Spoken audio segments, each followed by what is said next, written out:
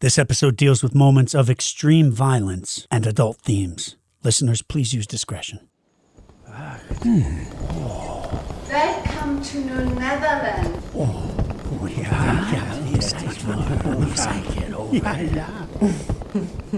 Griet's smile widened within her own personalized grand design as 52 combat mariners and 104 company soldiers disembarked the massive vessel.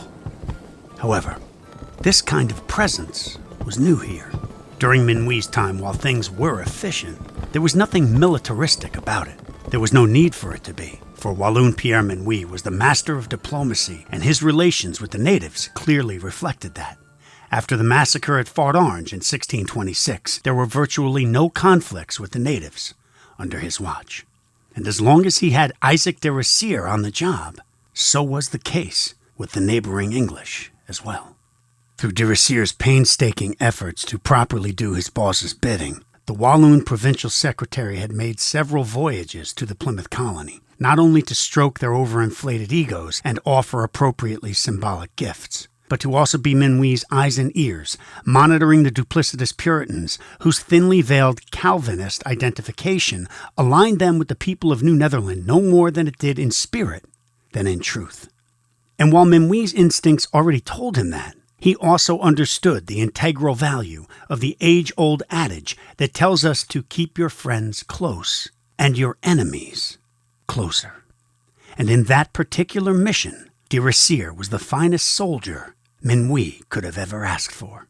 And on the other arm of this overall engagement, Raymond had been as determined to unhinge Minuit's harmony as de Ressier had been to secure and maintain it.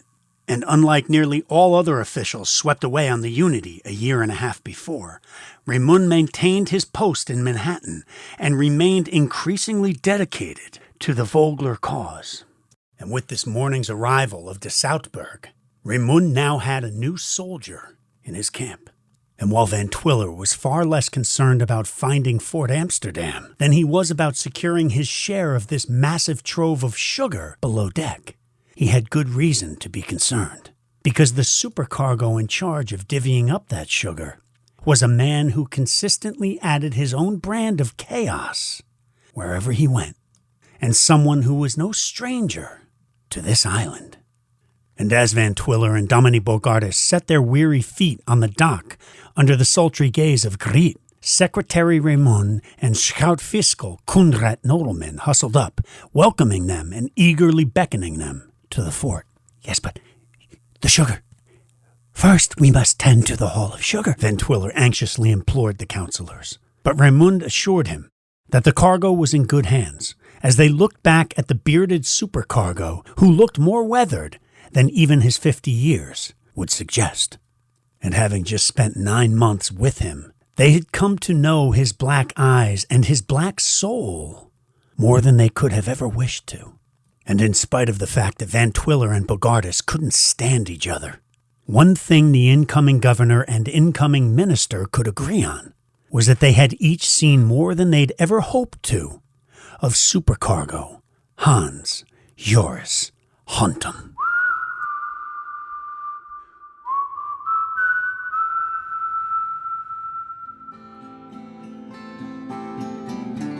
Welcome to Island, our lost American history. The incredible first 300 years of this incredible place that we now call New York. My name is Chance Kelly, and I look forward to you saying, wow, history is cool.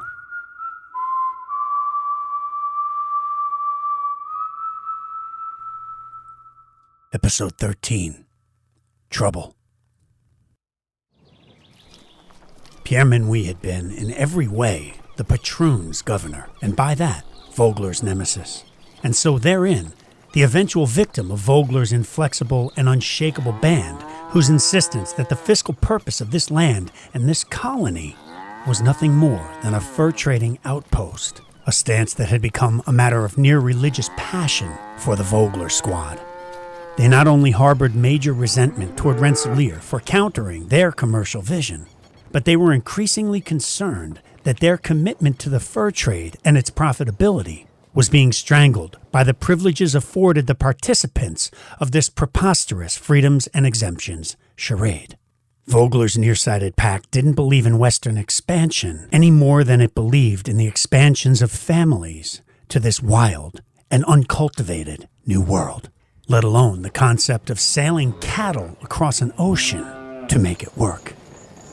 It simply believed in the fur trade and the maximal profit attainable from that trade. But now, Minuit had been removed over a year earlier, and the odd lull under jovial Krankenbesucher Bastian Jansen Kroll was, it seems, the quiet before the proverbial storm. As the Herren 19 had regrouped and intensely reevaluated just exactly what sort of government was necessary in order to progress this still quite raw colony. So, was it a coincidence that no more than a few hours after de Soutbergh delivered Van Twiller and Bogardus, that yet another company man sailed through the Narrows? Anno 1633, April the 16th, weighed anchor and ran over to Staten Island, all along the shore of which runs a great sandbank, entirely flat. Arrived before Fort Amsterdam, and found a company ship there called de Soutbergh, with a prize taken on the way, laden with sugar. She had brought a new governor, Wouter van Twiller. He'd been a clerk in the West India House at Amsterdam, whom they made a commander, a figure in their comedy. We went ashore to the fort, out of which he came to welcome me, and inquired also of me how the whale fishery succeeded. I answered him that we had a sample, but that they were foolish who undertook the whale fishery here at such great expense, when they could have readily ascertained with 1, 2, or 3 sloops in New Netherland whether it was good fishing or not. Suffice it to say that this company man was not exactly in a good mood. And David Peterson de Vries, you see, was a bit more than just a company man. He was, in fact, a patroon. And why would he be in a good mood? He had just come from his very patroonship called Svanedal, which encompassed what we call the Delaware Bay today. De Vries was the sweat equity partner under majority stakeholders Samuel Blomert and Samuel Godin. And after crossing the Atlantic to survey his grand project, he found his settlement in ruin as a result of an assault by the displeased indigenous tribe. It seems that this ambitious whaling colony that these Dutch capitalists had envisioned was in truth never to be, as fate apparently had something else in mind for the whales. Clearly, the attempts to advance the physical aspects of this subcolony had hastily preceded the appropriate diplomatic exercises called for, and following the devastation imposed upon Svanedal, the patroons were hardly in a position to negotiate a solution with these spiritually ethereal people of long and lasting memory. And as de Vries made his way to the colony's seat in the process of picking up the pieces, he could find very little patience in his rugged refugee heart for the comedy playing out on the island now being called the Manhattans, with this sniveling former clerk in the lead role. Like Rensselaer, this patroon adventurer was no shrinking violet, but unlike Rensselaer and all other patroons, David Peterson de Vries was the only one of them who would ever come here himself. Add to this the fact that de Vries had also been offered the position of governor of this odd colony back in 1630, yet he willingly passed the opportunity up in the interest of becoming a patroon. So now this salty, self-made man of action was more than a bit observant when a mere 48 hours into the privileged nephew's term, he would witness firsthand Van Twiller's particular style of taking care of business, or not, when an English flag suddenly emerged through the Narrows. The 18th arrived here an Englishman who came from New England to trade in the river in a vessel called the William, property of its namesake owner, William Clobbery, whose Clobbery Company of London was an ambitious partnership endeavoring to harness as much of the North American fur trade as possible, and in typical English fashion, with no particular diplomatic foresight to speak of. And in short order, The English captain dispatched his seasoned supercargo to parley with the Dutchman, because, after all, Captain Trevore didn't speak much Dutch, but his supercargo certainly did. In fact, he spoke a lot of languages very well. And when that haggard man of the sea limped off the deck into the sloop, then rowed over to that still muddy slope at the island's southern tip, several present wondered if he harbored some aversion to using the newly laid dock at Pearl Street. But in examining the wider view of his spotted history, one could also wonder if perhaps the aging seaman had in fact formed some kind of odd fixation with that treacherous incline, which he formed during that traumatic event that had befallen him the last time he'd been here, back in 1624, while presenting himself then under a French flag beside his newfound ally, Hans Jorisz Hontom. Regardless, nearly a decade hence, this island was more than a painful memory to him. In fact, it was the hard truth, and the brutal reminder of a lifetime of failures and regrets for this fallen soul. And the gnarled 41-year-old Jacob Elkins stared at the paunchy, insecure governor with more than just anger and regret. He stared at the shifty-eyed Dutch boy with a nagging resentment of what could have been and should have been for him. It wasn't so much that Elkins saw himself in Van Twiller, but rather was painfully reminded of the broken promises made to him when he was a loyal young man once upon a time. Yet for a lifetime of foolish decisions, as Jacob had demonstrated consistently, he was no fool. After burning bridges under every flag he ever sailed for, what better nation to go to work for now than the English? The only colonists really on the rise in this new world, hard at work doing what they did best, stealing lands and trade systems that other nations had already established. And any shortcomings aside, Elkins knew that he could run circles around this former clerk, and he was willing and able to do just that in effort to get his ship upriver to where his legacy partner in crime, Hans Jorisz Hontom, had just arrived as commissioner. In the windy courtyard of the fort, Elkins fixed his embittered glare on this freshman governor, who sheepishly asked of the steely supercargo. Wat zijn uw bedoelingen, meneer? And Elkins answered him, "I intend to sail upriver to trade." Graag in het Nederlands, meneer. And Elkins repeated in English, "I intend to sail upriver to trade."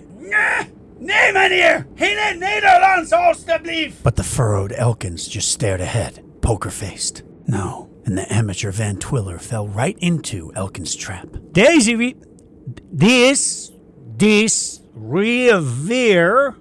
This river, staat is under command of the... And Elkins worked hard not to break into a grin, along with the others present, as Van Twiller stumbled and staggered through this exercise. The West Indies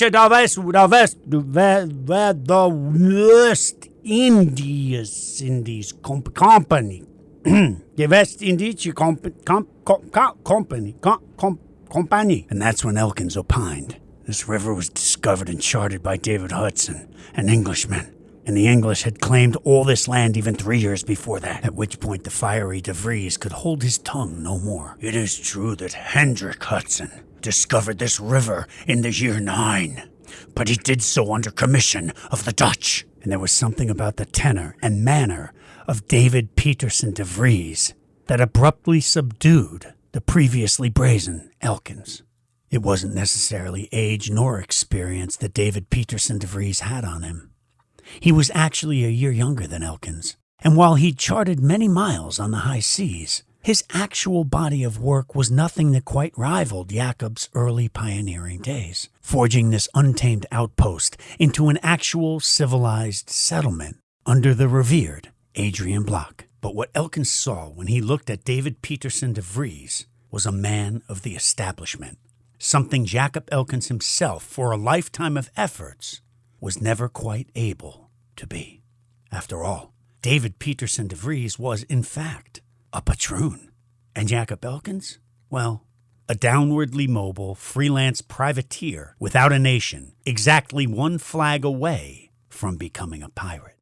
And Van Twiller took the opportunity of this pause in the action to tell Elkins, I will confer with my council, and I will tell you our final resolution. And as the disillusioned Elkins limped back to his English ship, he tried not to recall his father and his father's burning resentment of him that had formulated a psyche that would hobble him eternally. And for the next 5 days, Van Twiller endeavored to secure as formidable a supply of beer, wine, and brandy as he was able. And on the 6th day, Elkins, his patience now fully evaporated, marched back to the fort, where he found an inebriate governor who told him that following consultation with his council, that his wish to go upriver was now officially and unequivocally refused, compelling the bristly Elkins to stare daggers into this indulgent fool before stomping off back to his ship. At which point Van Twiller, sensing a lack of efficacy, called anxiously for the flag of the Prince of Orange to be raised above the fort and for 3 cannon blasts to be fired. In his state of impairment, the governor evaluating that this punctuation would help drive his authority home somehow. But rather, it was answered by the William, raising its English flag and returning 3 cannon blasts of its own. And it was then that Van Twiller assembled all his forces before his door, had a cask of wine brought out, filled a bumper, and cried out, For those who love the Prince of Orange and me, come, fill your glass, and protect us from the outrage of this Englishman, who was already out of sight and sailing upriver. The people all began to laugh at him, and I told him that he had committed great folly, as the Englishman had no commission to navigate there, and might sail with so many passengers to New England, but not to New Netherland. And the truth is, and what David de Vries could not possibly have known, was that the English had covertly been at war with the Dutch since January 2nd, 1631, when Charles I had agreed to help Spain defeat and break up the Dutch Republic. And oh, by the way, the Unity that same year, the one that was returning Minuit and Macalius and the bunch, didn't make it directly to Amsterdam, because along the way, it was intercepted. Guess where?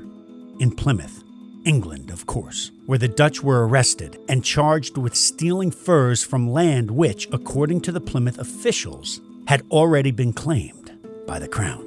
You see, in typical Minuit style, just like when he returned to Europe from his first trip to Manhattan back in 1625, he brought with him a massive trove of furs, loading over 5,000 skins onto the Unity when he left Manhattan in 1631 to be traded out of Amsterdam. But of course, the English had other ideas, and as soon as they got a whiff of that kind of haul, took it upon themselves to seize the ship and its cargo at Plymouth, to be held indefinitely. After all, once William Bradford had gotten his hands on Minuit's gift of those 50 pounds of premium Long Island wampum, it seems that the long elusive plan for the colonizing English had suddenly occurred to them. And that exact plan? Well, to steal a thriving fur trade that their Dutch friends in Manhattan had spent 2 decades establishing, of course. As they say, no good deed goes unpunished. For a culture so devout in its planning, an upstart refugee republic whose defensive-mindedness was essentially its very reason for being at all, it is utterly perplexing that the Dutch didn't focus on protecting their trade more intently and with greater military vigor. The trade that they had forged through their own intuitive industriousness. The trade they had negotiated, translated, calibrated, and honed since the diplomatic ingenuity of Adriaen Block. The trade that they had legitimately bought and paid for through their own blood, sweat, tears, and guilders. The more these Dutch trusted, the more they suffered, it seems. And the Puritans' own grand design aside, there was still more bad news upriver. Remember back when a young, hopeful Jacob Elkins had met his first major business snafu when he and his uncle Hendrik were shunned by the newly formed New Netherland Company back in 1614?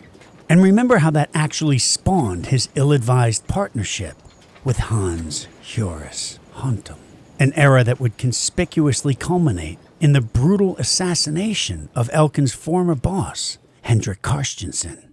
Well, do you suppose it was a coincidence, then, that each side of this dynamic duo just happened to return here within a few days of each other a decade later? Because the part we hadn't gotten around to telling you about was that after a short run of their rogue escapades at the dawn of the incorporation of the Dutch West India Company, Elkins and Hontom were, by 1622, sure enough, in the process of being collectively shut out of the Dutch fur trade entirely. And it was for that very reason that they concocted their own twisted, grand plan, which they saw as their last hurrah in this closing window of opportunity in New Netherland. And in spite of Elkins' brilliant mind, the particular chemistry of his alignment with Hontom careened aggressively toward the lowest common denominator. So the particular scheme that this devolving duo came up with was exactly this. They would return to New Netherland for what they saw as their final opportunity to trade as independent Dutchmen, unobstructed in this new world. And once there, they would divide and conquer as two factions, one led by Elkins up the Fresh River, or what we call the Connecticut River today, and the other captained by Hontom to Fort Orange. And once in position, they would each kidnap a native sachem until specific ransom demands were met. Now, when Elkins took captive the sachem near today's Hartford, in his linguistically agile tongue, he made it perfectly clear to the band that their leader would be decapitated if the demand of 140 fathoms of wampum was not met. And sure enough, in short order, all 140 fathoms were delivered. And not without some residual Christian decency, once that ransom was paid, Elkins released the chief, with his head still securely attached to his body, as Jacob and his band of thieves then slithered back to Manhattan. However, at Fort Orange, though the Mohawk band also met their ransom requirements, Hontom just couldn't quite bring himself to execute the same honor on this shadowy New Netherland swan song, choosing instead to castrate the bound hostage, causing the revered Iroquois patriarch to subsequently bleed to death.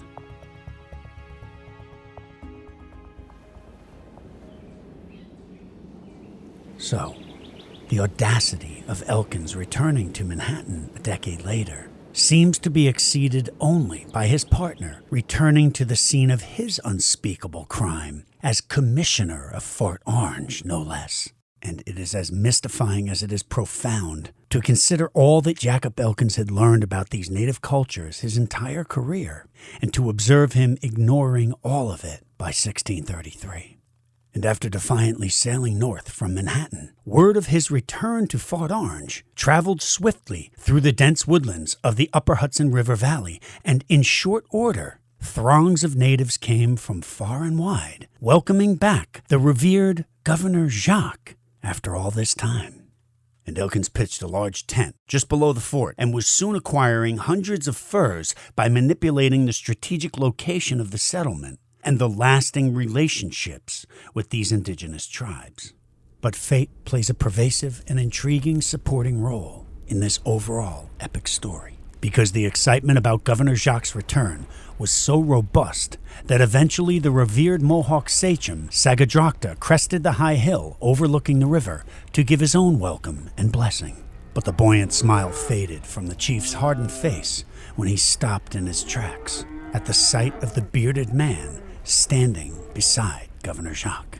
And Elkins' elation instantly turned to dread when the chief glared into his soul with great consternation before telling him, "That man, he's a scoundrel, and we will not trade with him, ever." And in that moment, Jacob Elkins knew that he had burned his final bridge. And during that restless night, Elkins tossed and turned, torturously second-guessing the bulk of his life, when an odd glow flickered at river's edge, and he followed the light to the dock beside the fort, where the sky glowed orange as the company's yacht De Bayfer was engulfed in flames. And rising from his sleepless night just after dawn, Elkins was drawn to the top of that crest on the high hill from where Sagadrakta had come the day before. And as the sun spilled across this vast hillside, in place of the sea of grazing cattle that Elkins visited each morning, was now a bloody wasteland of slaughtered ones, as far as the eye could see. One after another, each and all their throats brutally slashed open, and this once placid pasture, now a massive open grave of fly-ridden carcasses crusted in dried blood, which just happened to be some of the most critical possessions of Killian van Rensselaer's ambitious endeavor. Now a macabre Mohawk memorial to the rotten soul of Hans Jorisz Hontom and his duplicitous partner. And as if on cue, another company ship arrived from Fort Amsterdam with a formidable force of soldiers who briskly flooded the banks of the river, tearing down Elkins' tent and ejecting him from the settlement, while confiscating the hundreds of skins he had remaining in his possession. And with Elkins now in custody, the Mohawks' initial grand design of assassinating Hontom was soon replaced by a Mohawk curse being cast upon him. And in due time, it would come to pass that another character enters this equation, someone who himself was wronged. You see, ever since the departure of Pierre Minuit, there had been a conflux of misinterpretation and reinterpretation of the rights and restrictions that had actually been issued to these patroons, few of whom endured. And Michiel Pauw's patroonship of Pavonia, just across the river from Manhattan, in spite of Commissioner Cornelis van Voorst's noble efforts, was not progressing anything like Rensselaer's. And perplexingly, Van Twiller had ordered Van Voorst to post fur trading restrictions within Pavonia, which directly contradicted the patroonship's rights in that trade. And in the fruition of this controversy, the proud, experienced Van Voorst, a citizen of many years in New Netherland, ended up serving several months in the Fort Amsterdam jail. And after his release, the stalwart Van Voorst got right back to work, fortifying and stocking his patroonship as necessary. And when a new supply of company livestock found its way to Fort Orange to be made available, Van Voorst traveled upriver to meet with the settlement's new commissioner, his old acquaintance, Hans Jorisz Hontom. And as the wine and talk flowed, the resilient Van Voorst made no bones about his own feelings of the council, which he articulated to Hontom was made up of scoundrels.